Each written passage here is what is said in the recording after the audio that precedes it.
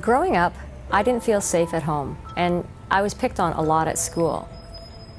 When I was 14, I tried alcohol for the first time. I loved how it made me feel. This is how I've always wanted to feel, like everyone else.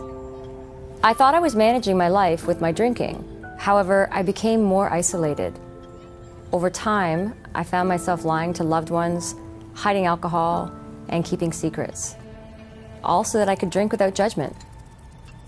I never wanted to get to the place where people would say, "She's ruining her life." Look at that drunk. Why would she choose alcohol over her family? I don't get it. Why is she drinking herself to death? Pfft, worthless. I started to feel that I was doing this to myself, and alcohol was more important. How did I get here? Did I really choose addiction? I chose to take a drink like most of my friends, but I didn't choose to have an addiction. I realized that living well for myself was the key, which inspired me to learn more about what made me different from my peers, why I became addicted to alcohol, but they didn't. The part of our brain that keeps us well can have devastating effects if it doesn't work properly. The area of the brain directly behind your forehead is known as the prefrontal cortex. This area is kind of like the brain's executive control. One of its major roles is regulating different pathways in the brain, such as the fear and reward pathways. For example, when we experience traumatic events, the prefrontal cortex activates the fear pathway and signals to another brain structure called the amygdala, which processes fear. In turn, the amygdala may activate another brain area known as the hippocampus, which stores information about threatening people, places, or things.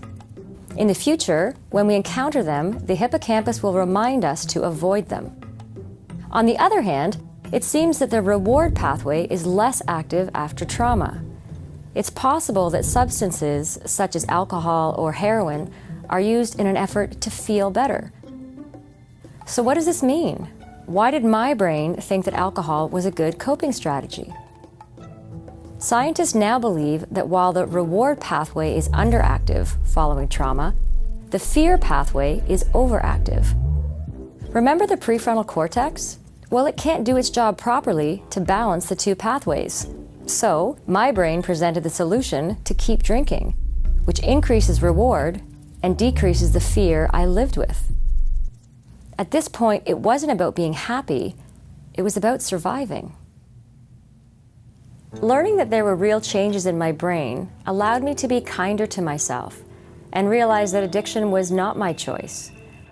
That being said, I don't want to go back to who I was when I started drinking. When I thought I was the problem, there wasn't much to be done.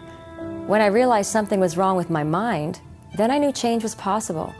I learned that if I could change my mind, I could change my life and form a new path for myself.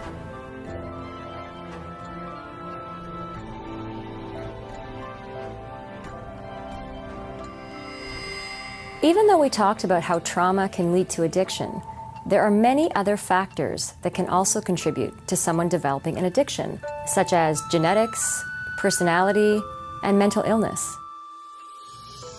There is so much value in learning about addiction, and I believe it is the key to reducing stigma.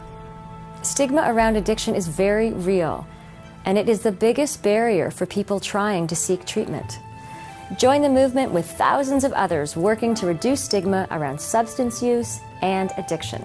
Visit capsa.ca for more information.